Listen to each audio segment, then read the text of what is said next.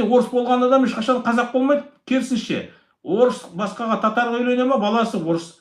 Қазаққа үйлене ма, орыс. Неге? Доминирующая каста, ол бір, екінші, ол саяси жоба. Ол қанша нетсен де, сопасын арастырсан да араласпайды. Сөйтіп, ұстап тұрады Кремль өзінің саяси өкілдерін, янычарларын солар арқылы саясат жүргізеді. Басқа мемлекетте натурализациямен жоқ болып кетеді. Ал мына жерде Қазақстанда сол қақиып тұрады, біз орыс, ол бір мейлеріне құйып қояды. Әлгі қазақ сенен төмен деңгейі. Қазақтың миына кіріп кеткен, қазақ орыс десе тік тұрады. Ресейден біреу келсе болды. Бәрін ашып береді. Алдында жалтақтап жүреді. Жергілікті солай, екінші сорт қазақ. Әлі күнге дейін. Бір орыс қазақша сөйлесе болды. Анан бәрі қасындағы есінен айырып, қазақтар кәдімгі пірдей тұтады ананы.